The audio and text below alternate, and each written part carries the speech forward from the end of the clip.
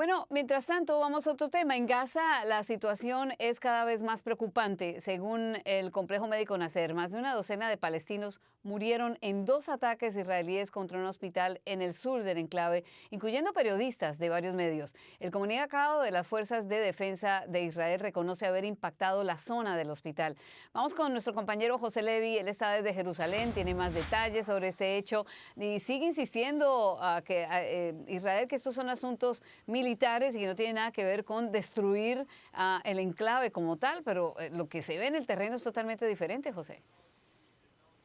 Sí, aquí vemos, Ione, buenas tardes, lo que en la propia Israel, en el propio ejército israelí aseguran que se trató de un error trágico y ha ordenado el jefe del Estado Mayor del Ejército, Eyal Zamir, una investigación detallada, cuidadosa, para verificar cómo es que se llegó a algo así.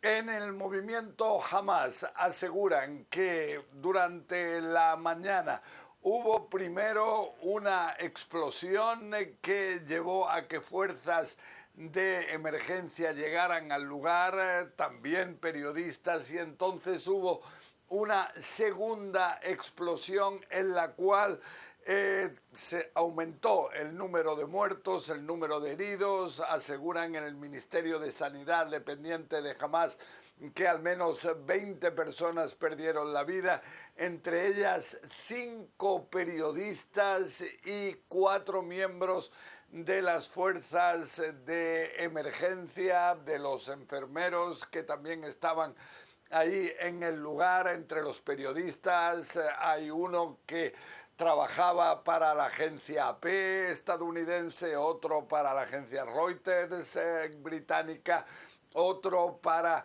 Al Jazeera de Qatar, pero aquí estamos hablando de una situación donde en Hamas aseguran que el objetivo de Israel es impedir que se pueda informar desde Gaza qué es lo que ocurre en esa franja de tierra, algo rechazado totalmente por los israelíes, donde afirman que el objetivo de los ataques es el movimiento Hamas.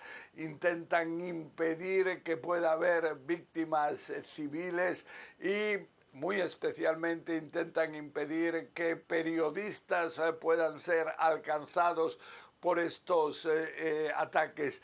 Lo que dicen es que en el hospital ellos detectaron durante varios días que había una posición de vigilancia con una cámara de Hamas que era activada por miembros de esta organización, y entonces habrían dado permiso a que se atacara el lugar, ya sea con un francotirador, ya sea con un dron, de manera muy específica, muy localizada, pero se desconoce por qué fue al final un tanque el que lanzó 2 obuses contra la zona. Este va a ser el aspecto central que va a verificar la comisión de investigación levantada por el ejército, y esto cuando en el ejército vuelven a insistir que también este hospital, como los otros de Gaza, son utilizados por el movimiento Hamas como base de acción.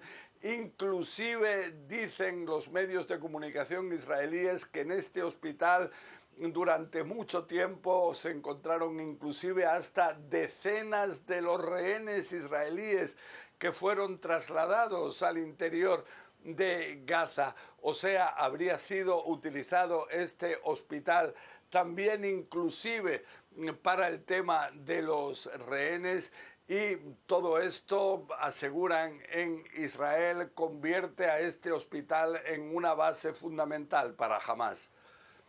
Ione. José, bueno, déjame preguntarte otro asunto, y es que si podría desarmarse este movimiento pro-iraní, Hezbollah, ¿cuáles son las posibilidades y digamos cuál sería el contexto?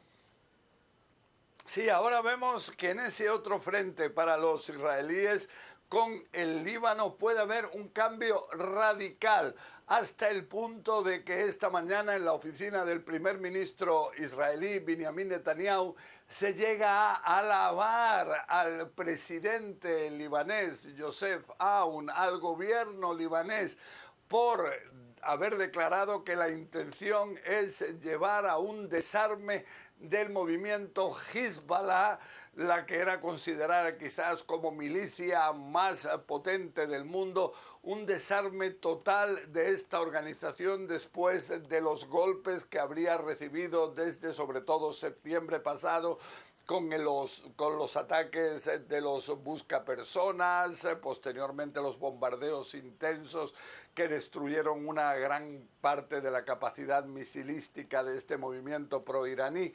Y aquí lo que vemos es que Israel ahora intenta apoyar al Líbano en esa intención de desarmar a Hezbollah. Vemos que también está Thomas Barak, el enviado especial de Estados Unidos, que dijo hace unos días que ya las facciones palestinas en el interior del Líbano habrían accedido a desarmarse. Aquí el objetivo sería llegar a una normalización de la realidad de milicias que existían en el interior del Líbano y llegar a la fórmula normal en cualquier país en el mundo de un solo ejército, un solo gobierno.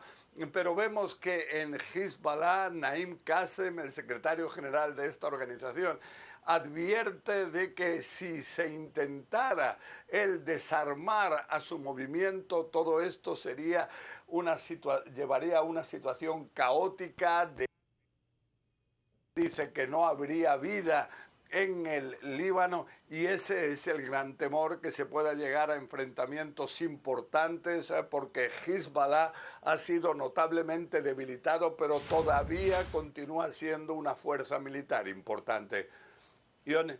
Claro, por supuesto. Gracias, como siempre, José Levi, con toda esa información y ese contexto que necesitamos tanto para empezar esta semana. Hasta la próxima. Buen día.